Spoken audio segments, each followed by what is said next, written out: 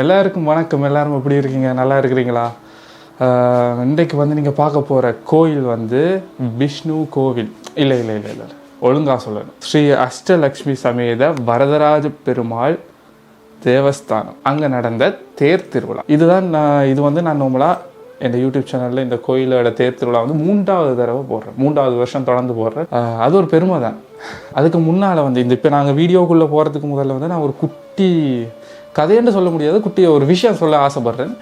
நீங்கள் வந்து நேரடியாக தேர் திருவிழாவை பார்க்க ஆசைப்பட்றீங்கன்னா இதில் காட்டுற நிமிஷத்துக்கு தாண்டினீங்கன்னா கரெக்டாக தேர் திருவிழா ஸ்டார்ட் ஆகிற அந்த வீடியோவுக்கு போயிடுவீங்க. கனகாலம் ஆகிட்டு இந்த குட்டி கதைகள் எல்லாம் சொல்லி எப்போவும் நான் சொல்கிறதான் விஷயம் இது கதை இல்லையென்றாலும் எப்போவும் நான் சொல்கிற ஒரு விஷயம் நோட் பண்ணி வச்சுருங்க. ஒரு நல்ல விஷயத்த சொல்கிற கதையண்டா அது உண்மையாக இருக்க வேணுமென்ற அவசியம் இல்லை. ஓகேவா? கருத்தை மட்டும் எடுத்துக்கொள்ளுங்க, ஆராயாதீங்க. ஓகேவா? இதே ஒரு தப்பான விஷயத்த சொல்கிற கதையாண்டா நல்லா ஆராய்ஞ்சு அதை நம்புறதா இல்லையான்னு யோசிங்க. சரி, சிம்பிளாக நான் சொல்ல வந்தது வந்து டப்புன்னு முடிச்சிடுவேன். புராணங்களில் சொல்லியிருப்பாங்களே, சத்திய யுகத்தில் வந்து நல்லதும் கெட்டதும் வந்து வேறு வேறு லோகத்தில் இருக்கும், வேறு வேறு உலகத்தில் இருக்குமாண்டு. அப்புறம் அடுத்த வந்து திரேதா யுகத்தில் வந்து ஒரே நாட்டுக்குள்ளே இருக்குமாண்டு. அப்புறம் துவாபர யுகம், கிருஷ்ணட்ட யுகம், மகாபாரதம் நடந்த யுகம், அதில் வந்து ஒரே குடும்பத்துக்குள்ளே இருக்குமாண்டு நல்லதும் கெட்டதும். பாண்டவர்கள் கௌரவர்கள் என்றைக்கு நம்மளா. ஸோ அந்த நல்லதும் கெட்டதும் வந்து ஒரு குடும்பத்துக்குள்ளே இருக்கிற மாதிரி இருக்குமான்னு சொல்லுவேன். அதையும் தாண்டி 4வது கலியுகம். இந்த யுக கதைகள் எல்லாம் வந்து நான் 100% நம்புறேன்னா எனக்கு தெரியல. அது ஒரு பக்கம் இருக்கட்டும். ஆனாலும் சொல்கிறதுக்கு இதை ஒரு உதாரணமாக எடுக்கிறேன். இப்போ கலியுகத்தில் என்ன மாதிரின்னா நல்லதும் கெட்டதும் வந்து ஒரு மனுஷனுக்குள்ளேயே இருக்கும். அதான் இந்த பிரச்சனைகளெல்லாம் விடுவிக்கிறதுக்கு வந்து விஷ்ணு வீடியோ வந்ததால விஷ்ணு சம்மந்தமாக தான் இது இருக்குங்க, கவலைப்படாதீங்க. அப்போ வந்து சொல்லுவேணுமே, இந்த பிரச்சனைகள் எல்லாத்தையும் தீர்த்து இதை விட்டு வெளியில் கொண்டு போகிறதுக்கு வந்து ஒரு பிறவி எடுத்து வருவார் விஷ்ணு. கல்கி அவதாரம் பண்ணுறது. அந்த அவதாரத்தை தான் இருக்கிறதுலே வந்து நாங்கள் பிழையாக தவறாக புரிஞ்சு கொண்ட அவதாரம் வந்து நான் நினைக்கிறேன். ஏன் சொல்ல வரேன்டா, நம்மளோட முன்னோர்கள் வழங்குதா ஒவ்வொரு மதத்துக்கும் பின்னால் வந்து ஒவ்வொரு சமயத்துக்கும் பின்னால் வந்து ஒரு முன்னோர்கள்லாம் இருக்கிறாங்க. அவை தான் சாமி. உண்மையாகவே சொல்ல போனால் அது நிறைய பேர் புரியாமல் இன்றைக்கு நிறைய பேர் அடிபட்டு கொண்டு இருக்கிறோம். பட் உண்மையான விஷயம் என்னென்னா வந்து முன்னோர்கள்லாம் எல்லாருக்கும் சாமி. கல்கி யார்? கல்கி வந்து இந்த வெள்ளை குதிரையில் வெள்ளை உடுப்போட ஒரு வாள் வச்சு கொண்டு மீசையை முறுக்கிட்டு வானத்திலேருந்து இறங்கி வந்து இந்த உலகத்தை, அந்த அதர்மத்தை அழித்து இந்த உலகத்தை வந்து விடுவிப்பார் வந்து. அந்த மாதிரி தான் ஒரு வர்ணிப்பு இருக்குது அவரை பற்றி. அப்படி தான் வர்ணிக்கணுமாவே அந்த கல்கி என்ற அவதாரத்தை, அது பண்ணுற அந்த அவதாரம் பண்ண போகிற செயல்களை. இதில் மெயின் பாயிண்ட்டே மறந்துட்டோம். நல்லதும் கெட்டதும் நமக்குள்ளே இருக்கிற காலம் தான் இது. எவன் ஒருத்தன் எவ்வளோ ஒருத்தி யாராக இருந்தாலும் சரி, இப்போ ஒரு உதவியை வந்து பதிலுக்கு ஒன்றும் எதிர்பார்க்காம செய்கிறானோ அவன் தான் கல்கி. எவன் ஒருத்தன் வந்து சக மனிதன் கூட சொல்கிறது இல்லை, சக உயிரினம் எதுவாக இருந்தாலும் சரி எல்லாத்தையும் பொதுவாக ஒரே மாதிரி மதிக்கிறானோ, மிருகமாக இருக்கட்டும், செடியாக இருக்கட்டும், இயற்கையாக இருக்கட்டும், வழங்குதா எதாக இருந்தாலும் எதை சமமாக மதிக்கிறானோ அவன் கல்கி. எவன் ஒருத்தன் வந்து முக்கியமாக கடவுள்ன்றது வந்து அந்த தேருக்குள்ளேயோ அந்த மூலஸ்தானத்துலேயோ அங்கேயோ இங்கேயோ இருக்கிறது இல்லை, தனக்குள்ளே இருக்கிறது. வழங்குதா அதை உணர்றானோ அவன் தான் கல்கி. அதான் நான் சொல்ல வரேன் சிம்பிளாக. இதை வந்து என்னடா மனுஷனை கடவுள்ன்றானான்னு, கடவுள் தான் அதுதான் சொல்ல வார். வழங்குதா. ஏன்னா கடவுளை கும்பிடைக்க வந்து ஒவ்வொரு மதங்களையும் ஒவ்வொரு சமயத்துலையும் சொன்ன விஷயம் தானே இது. கடவுளை உங்களில் இருக்கிற கடவுளை உணருங்க. உணர்ந்தீங்கன்னா நீங்கள் தான் கடவுள், நீங்கள் தான் இந்த கல்கி. முக்கியமாக அந்த பொதுவாக மதிக்கிறேன்னு சொன்னேனே, அதில் முக்கியமாக ஜாதி பார்க்காம பொதுவாக எல்லாரையும் மதிக்கிறவன் இருக்காங்க, அவன் தான் கல்கி. இதுக்கு மேலே நான் உங்களுக்கு ஓவராக விளங்கப்படுத்த தேவையில்லை, உங்களுக்கு புரிஞ்சிருக்கும் இத்தரைக்கு. அதோட இவ்வளோ பேசிட்டு கடைசியில் முக்கியமான ஒரு விஷயத்த சொல்ல மறந்துட்டேன். என்னென்னா, வார ஞாயிற்றுக்கிழமை 18ஆம் தேதி, நம்மளா 18ஆம் தேதி ஒரு தேர் திருவிழா இருக்குது இங்கே, முத்துமாரியம்மன் கோயில் தேர் திருவிழா. அட்ரஸ் இங்கே போடுறேன். அதோட வந்து அதுக்கு அடுத்த ஞாயிற்றுக்கிழமை லாக்கூன்னு சொல்கிற ஒரு இடத்துல வந்து பிள்ளையார் கோயில் தேர் திருவிழா நடக்குது. லாச்சப்பல் சொல்கிற அந்த பேரிஸில் நடக்கிற பெரிய திருவிழா ஆச்சு. அது நிறைய பேருக்கு தெரிஞ்சிருக்கும், அது சொல்ல வேண்டிய அவசியமே இல்லை, பட் தெரிஞ்சிருக்கும். அதுவும் அதே நாள் தான் நடக்குது. 2 பிள்ளையார் கோயில் தேர் ஒரே நாளில் நடக்குது. பார்ப்போம். ஒரு கோயிலில் சப்பரம், மற்ற கோயிலில் தேர் எடுக்கிறனோ தெரியல, பார்ப்போம் பிளான் எப்படி போகுது. அதோட வந்து 26ஆம் தேதி, இது ஞாயிற்றுக்கிழமைண்டா திங்கக்கிழமை 26ஆம் தேதி வந்து கிருஷ்ணர் ஜெயந்தி. ஸோ இந்த கோயிலுக்கு நீங்கள் வாரதுனாலும் ஓகே, இல்லை வேறு எங்கேயாச்சும் போகிறதுனாலும் ஓகே. சும்மா ஒரு இன்ஃபர்மேஷனுக்கு ஞாபகப்படுத்தினேன். உங்களை நெக்ஸ்ட் வீடியோவில் சந்திக்கும் நினைக்கிறேன். டெம்பரரியான ஒரு டாட்டா.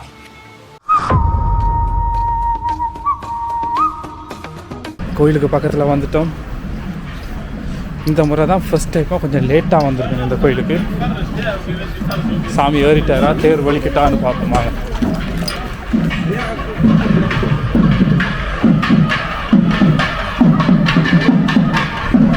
ஒன்று தொடங்கல.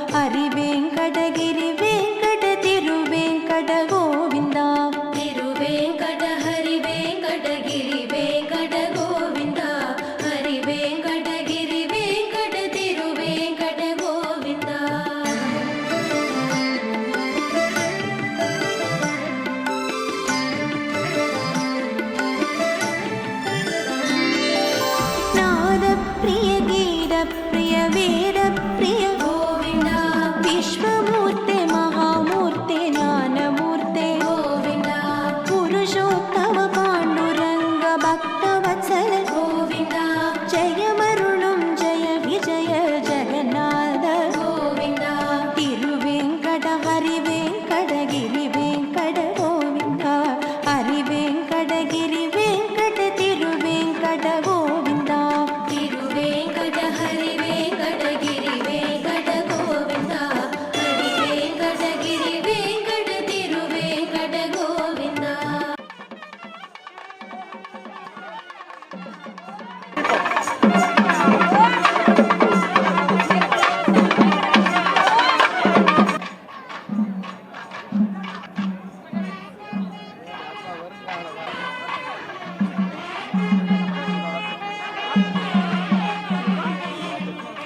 நம்ம ஃப்ரெண்டை சந்திச்சிருக்கேன் நான். ரொம்ப சந்தோஷம்.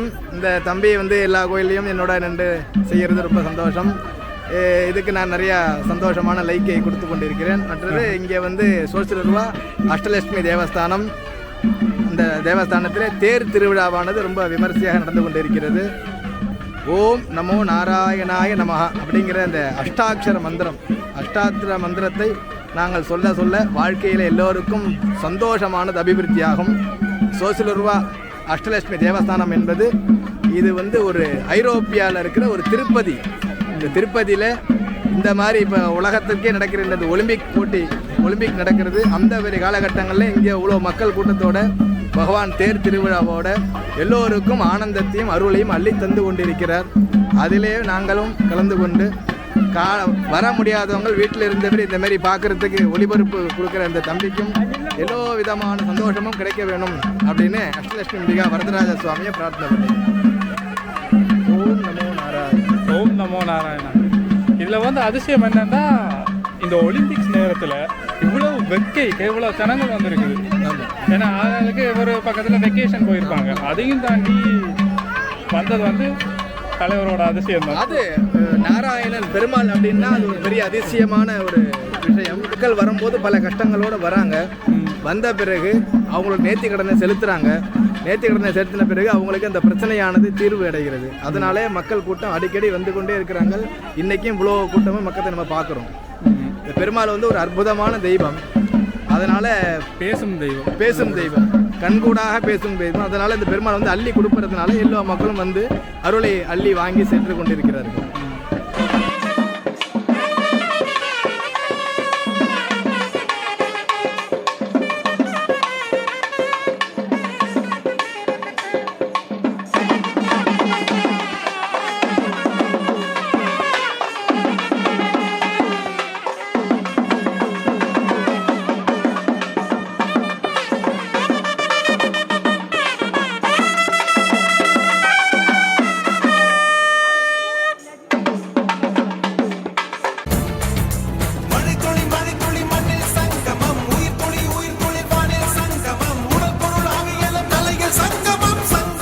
அதே பாட்டு வேறு தேர் சுத்த தொடங்கி கிட்டத்தட்ட ஒரு மணி நேரத்துக்குள்ளேயே இந்த இருப்பிடத்துக்கு வரப்போகுது.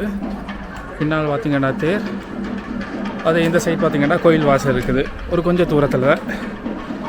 அப்போ என்னென்னா என்ன விஷயம் வேண்டாம், நீங்கள் வந்து இங்கே வந்து எப்படின்னா பெர்மிஷன் எடுக்கிறதெல்லாம் பெரிய விஷயம். ஸோ அதெல்லாம் தாண்டி இவ்வளோ தூரம் செஞ்சால் அது எப்படியும் ஒரு மரியாதையாக வச்சுருக்கணும் நானே. ஏன்னாடா இந்த தேர் வாரம் மூலமாக வந்து இங்கே இந்த பஸ் எல்லாம் தடை செய்வோம். இந்த கொஞ்ச நேரத்துக்கு வந்து நிப்பாட்டி இருப்பினோம் டெம்பரரியாக. ஸோ அதெல்லாம் தாண்டி இந்த முறை நல்லபடியாக முடிஞ்சு இருப்பிடத்துக்கு வரப்போகுது தேர். ஆனால் நான் முதல்ல இருப்பிடத்துக்கு வந்துட்டேன்.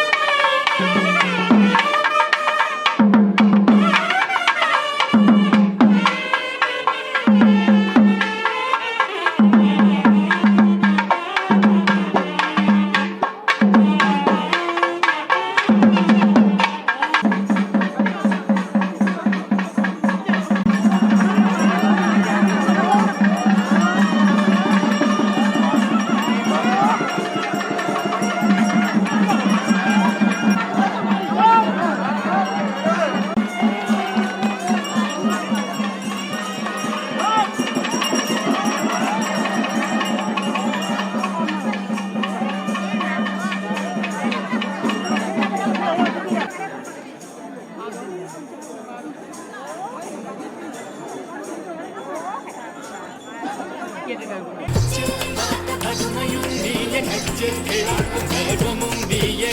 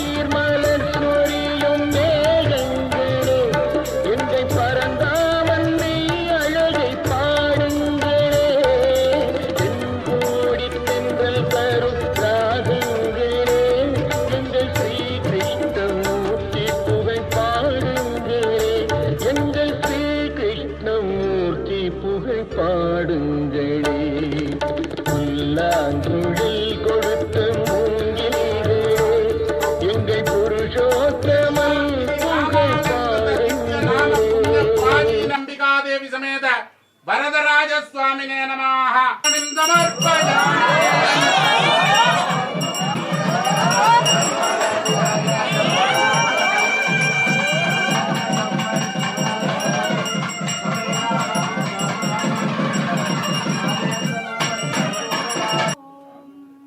குலம் தரும்